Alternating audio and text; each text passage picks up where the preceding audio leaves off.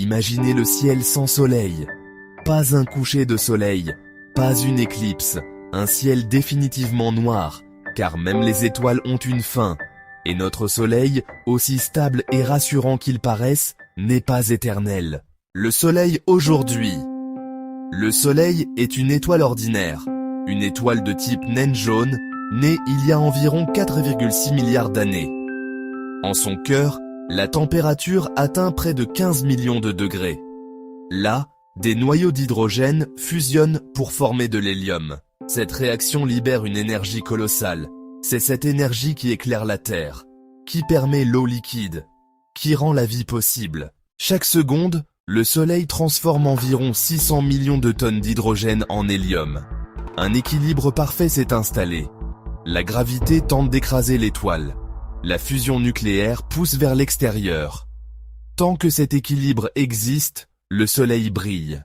Une lente transformation. Mais le Soleil change. Très lentement. À mesure que l'hydrogène est consommé, le cœur se transforme. Il devient plus dense, plus chaud, et la fusion s'accélère légèrement. Dans environ 1 milliard d'années, le Soleil sera environ 10% plus lumineux qu'aujourd'hui. Cela peut sembler peu, mais pour la Terre, ce sera suffisant pour déclencher un bouleversement climatique irréversible. Les océans commenceront à s'évaporer, l'effet de serre s'emballera. La vie telle que nous la connaissons deviendra impossible. Bien avant la mort du Soleil, la Terre sera déjà transformée. Dans 5 milliards d'années, le véritable tournant arrivera dans environ 5 milliards d'années. Le cœur du Soleil sera presque entièrement composé d'hélium. La fusion de l'hydrogène cessera dans son centre. Privé de son équilibre, la gravité l'emportera temporairement. Le cœur s'effondrera sur lui-même, et paradoxalement, les couches externes se dilateront. Le Soleil deviendra une géante rouge. La géante rouge.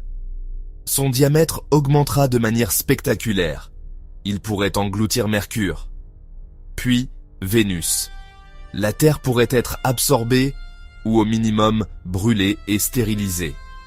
Le ciel terrestre, si quelqu'un pouvait encore l'observer, serait dominé par un disque rouge immense. La surface du Soleil sera plus froide qu'aujourd'hui, mais sa taille gigantesque le rendra beaucoup plus lumineux. Les couches externes deviendront instables.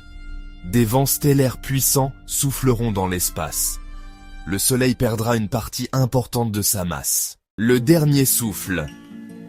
Après cette phase instable, le Soleil commencera à expulser ses couches externes. Des nuages de gaz brillants s'étendront autour de lui. Ce phénomène formera une nébuleuse planétaire. Malgré son nom, elle n'a rien à voir avec les planètes. C'est un halo lumineux de gaz ionisé, éclairé par le cœur résiduel de l'étoile.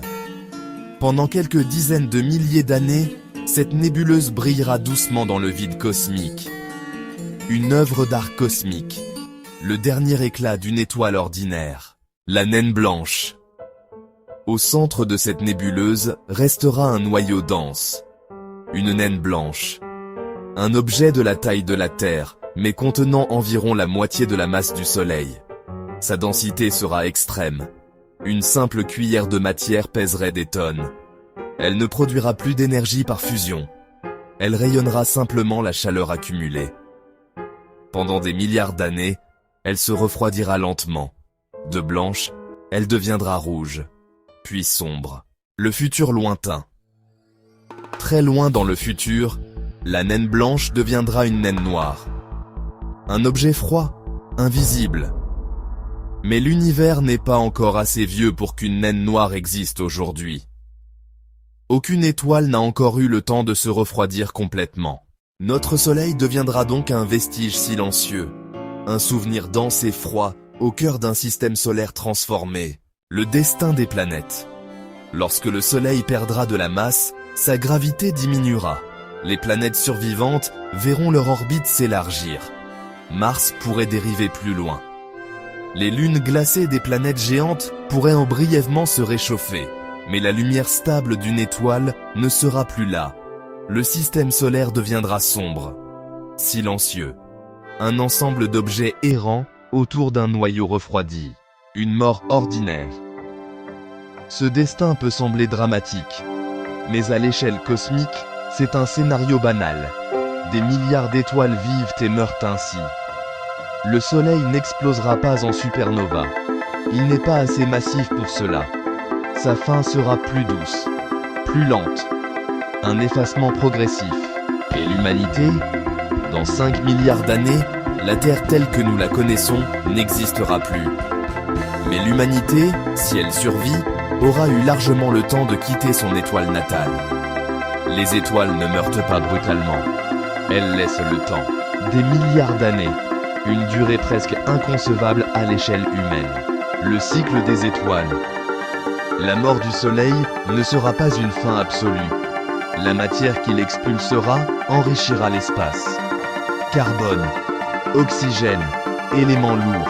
Ces éléments pourront participer à la naissance de nouvelles étoiles, de nouvelles planètes, peut-être de nouvelles formes de vie. La mort d'une étoile est aussi une transmission, un recyclage cosmique, un jour ordinaire dans l'univers.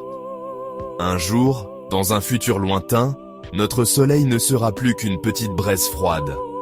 La Terre aura disparu. Les océans ne seront plus qu'un souvenir. Mais la galaxie continuera de tourner.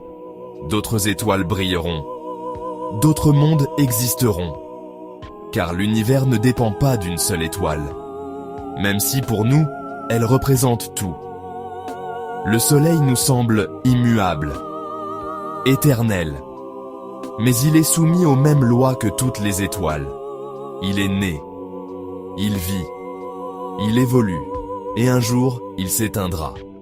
Non pas dans une explosion spectaculaire, mais dans un silence progressif, comme une lumière qui diminue lentement dans l'immensité du cosmos.